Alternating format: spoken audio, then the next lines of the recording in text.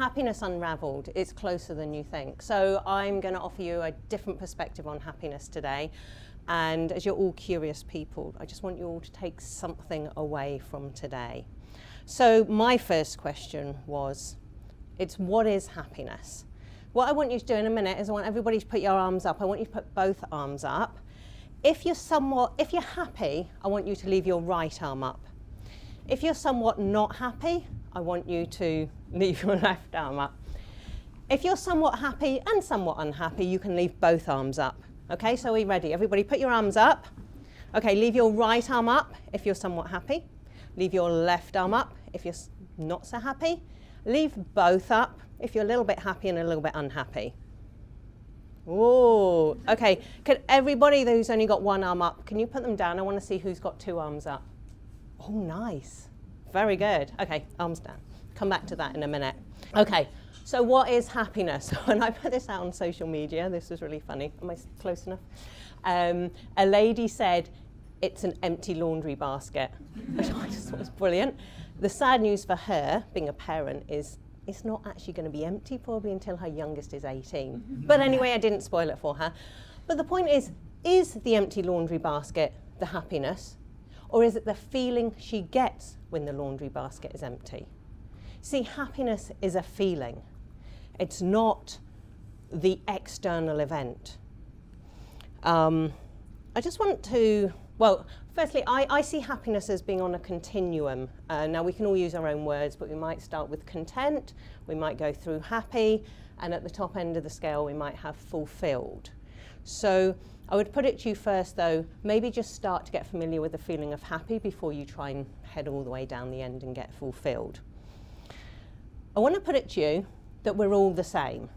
We're all unique. I'm not going to take that away from you, but we're all the same. If you zoom out far enough, we're all the same because we all have problems. There's nobody here who hasn't had a problem. We all perhaps want happiness. We all have needs and we all have wants. So if we zoom out far enough, we're all the same, even though we're unique. What's different is we have different strategies. Now, let's come to those strategies. One strategy that people use a lot is they say, if X, then I'll be happy. Or when my laundry basket is empty, then I'll be happy. See, that's the problem. We're making it an external thing, an external event. Now, if we're putting out and it's conditional on the external, that's what's going to trip us up. You see, happiness is an internal job because happiness is a feeling. The feeling comes from our thoughts. We go to therapy, and when I say therapy, you talk to a friend, you go to a counsellor, psychiatrist, whoever, you go to a life coach. We go for two reasons. We go because we have a problem that we don't want, or we go because we don't have something we do want. So I'll just repeat that. There's two reasons we go. We have a problem that we don't want, or we don't have something we do want. I just want to share a little story about many years ago when one of my daughters, she had these kind of red spots on her arm. And so I went to the doctor. I tried my medicine cabinet, which is a bit rubbish anyway, nothing worked. So I went to the doctor. Can you give me a prescription? I want something for these spots on her. And the doctor was really obliging. Yeah, here's a prescription. I went to the pharmacy and I got the cream and we put the cream on and it worked and it went away. So it's great. Except then there was another spot, which I think the next one was on her other arm. But it's okay because the cream worked. But then there was a spot on her leg. I was like, don't think we've actually sorted the problem here. See, therapy is a little bit like that. We go to therapy and we say, here's my problem, help me fix my problem. That's fine, therapy works, fix the problem. But then you're back again. I mean, the number of people I hear who go, my therapist or my counsellor. Sorry, but if you've got a my counsellor, are you really getting to the problem, like the root of it? Or do you just keep going and solving each problem as it comes up? So I put it to you that the approach of therapy actually is wrong. And I will explain. So listen carefully to this. Happiness isn't the lack of unhappiness. Happiness isn't the lack of unhappiness. Now, you might relate it better if I say to you positive thoughts and not the lack of negative thoughts. So if I say to you, don't have your negative thoughts, just ditch them. Will you have positive thoughts? No, not necessarily. And I'll tell you why. And I'll have to put my phone down for this bit. So here's how happiness works. I have here, imagine a big basket. I have a big basket. My basket is full of my happiness, all my happy things, all my happy toys, all in my basket. It's a really big basket. In fact, I love my basket. It's comfortable, it's cozy. I live in my happiness basket. Now, I don't ignore my unhappy things. They're over here, though. It's a little basket as well. It's okay, it's there. I'm not ignoring it. Here's my happiness basket. What happens sometimes, though, is here I am living in my happiness basket and I'm really happy. But someone will come along, Moise might come along, and he wants to talk about the cost of living, which is really getting to all of us. There is no doubt about it. So I'll engage in your conversation and, think, well, how can we help people and all of that. Little bit worried, though, that it's going to pollute my happy basket. But it's okay. It's big. It's full of happy things. We're all good. However, Alicia might come along and she might want to talk about what's happening overseas, Ukraine, or something closer to home. And again, I actually cannot begin to imagine what it's like for those people. And I'll engage in it. I have huge empathy. Okay, now I'm a little concerned you might be polluting my happy basket. So guys, when you've gone, no offense, but I might just take it and pop it in my unhappy basket. It's all good, it's still there, we can revisit it whenever. But I want to live in my happy basket. Now, I just go back to, when you guys all put your arms up, and some of you put one arm up, or the other arm up. Some of you have both. Now, good on you, because we can be happy, and that's why I say happiness is closer than you think. We're all happy. We can be happy and we can be unhappy. They're actually not connected. They actually, when they do MRI scans, and positivity, let me just find it. Okay, positive lights up the left-hand side of your brain.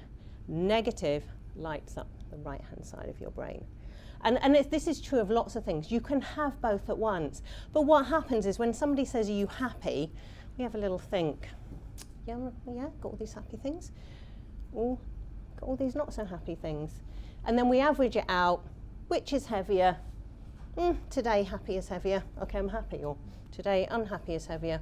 Oh, I'm unhappy. You don't have to average them out. You can have both at once.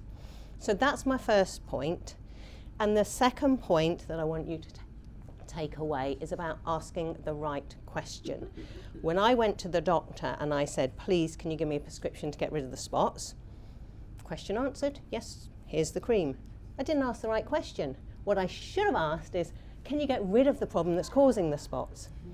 Same with therapy, counselling, life coaching, whatever you want to call it, asking your friend. You must ask the right question. You'll get the answer, but it depends what question you ask.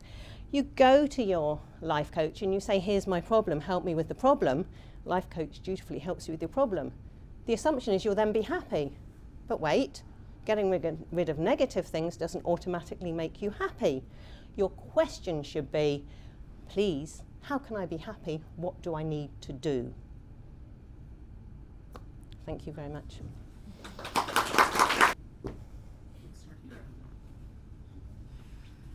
I'm sure everyone wants to be happy. What do you think holds people back from doing that? Being happy? Themselves, their thoughts, their strategies. Yeah. What's like the most common thing you probably see people like? Actually, the if I get rid of this problem, then I'll be happy. It's such a trap. Don't do it. If you ever catch yourself going, oh, I just sort this one thing out, then my life will be... That's a trap. It doesn't work like that. Oh, thanks. Not very good with microphones. My question is about, because the world is so awful all the time, how do we actually segment ourselves to be able to tolerate that, to be able to understand and have empathy for how awful the world is, but also be protecting our own peace? We can have the two different baskets, but I don't want to ignore the bad things. I want to give them the attention they deserve. It's there. I don't want to destroy myself in the process. There was, when I was a psychology graduate, there was an experiment that I loved, and it was about, they put a baby monkey in a cage, and they put a fake mummy monkey who was all soft and cuddly, and they put a fake food monkey that was wiry and uncomfortable, and they wanted to see where did the monkey live. The monkey chose to live with soft, cuddly mummy, and when it wanted food, scrambled across and got the food, went back to nice, cuddly mummy. So that analogy with the baskets, I live in my nice, happy basket. I'm not ignoring it, it's there. Just remember, we're hardwired to look at negative because we're hardwired for survival. And, you know, in days gone by, survival meant looking out for the bear that was going to chase you and running from it. We don't actually have those same dangers, but we are still wired to look at the negative. We don't actually need to choose what negative. As I say, people will come and give me some negative things, especially in my line of work, but I don't have to keep them. I don't have to live with them or in them. Does that help answer it? Yeah. So it's okay to let go of the negative thoughts, especially when it's about the world. They're still there. We're not ignoring them, but we can't solve them all. There's millions. There's always more. Yeah. Inspired by the first question, I'd like to think that most people seek happiness. I've seen what appears to me to be people who seek the opposite, and what's up with that? Yeah. Well, some people might just appear to do so, but what happens is it's about our identity. One of the things like with people when they become depressed is it becomes your identity, really, really hard to let go of. So it appears that you want that because you're trying to reinforce your identity. So be really, really careful about what your identity is. If I say my identity is a happy person, I'm going to be looking for happiness, I'm going to see happiness, but I could equally do the opposite. What do you say to the phrase, happiness is a choice? Because I never know how to, like, my mum always says that and I never know how to respond. Because sometimes it's not really that easy. I love these questions. Absolutely it's a choice, but no, it's not easy. That's the short answer. I can give you a longer answer. Everything's a choice. The problem is we don't actually see that it's a choice until we really see that it's a choice. Sorry. We don't see it. Some things are really hard to see it's a choice, but everything you do is a choice. It's a hard choice. So yeah, it's not necessarily easy, but it is a choice. I had a question about micro stressors. I read an article recently about how lots of, the death by 1,000 cuts, tiny cuts, because you don't realise the things that we're taking on every day. How do you think that fits in with sort of the lessons that you've given us today about having our separate baskets? Stress is the worst thing, and we are designed to cope with stress. And I play a little online game, and it's about 5 minutes, and it's so stressful. That we can cope with. What we do in today's society is we have ongoing stress, and we're not designed for that. So yeah, be really, really aware of what stresses you, not what is stressful, what stresses you. We're all different into what we think is stressful for us. So be aware of stress, because that's the problem. Hi there. I just wondered what your view was on everything that you've spoken about around choices and thoughts and how they affect our emotions, of course. For me, what I'm immediately thinking is this is only possible for people who are consistently functioning from able to be in their higher cognitive functioning. So people who haven't experienced safety or never experienced safety, for example, I work with complex PTSD. How would you present this to them, where they're functioning from a brainstem kind of space? It's immediately fight or flight or freeze. They're not able to even come up to that space. Absolutely. I'm glad you mentioned that, because it was a bit that I missed out on my talk, because I don't look at my notes. But when I said at the beginning we have needs, before we even could get to happy, sometimes our basic need is safety. Okay, we need to be safe. So if I say to people you might start a content and aim for fulfillment, I haven't talked about those people. They're microphone. They're down here. Safety's first. I mean, everybody knows Maslow's hierarchy of needs. You do need to be safe first.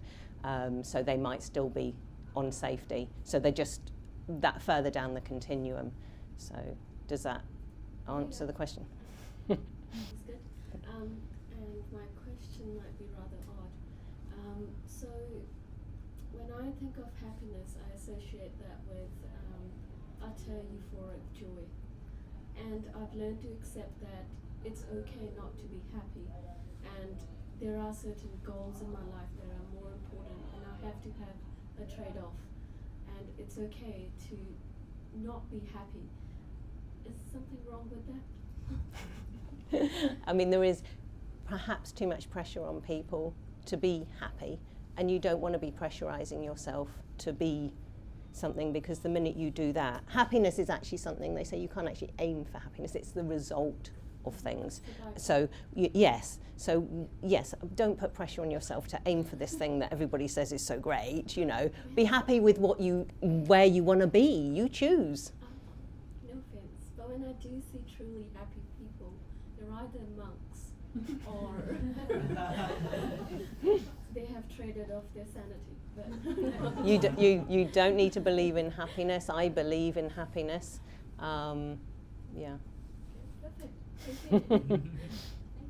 Thank you, Vanessa. Thank you. Thank you.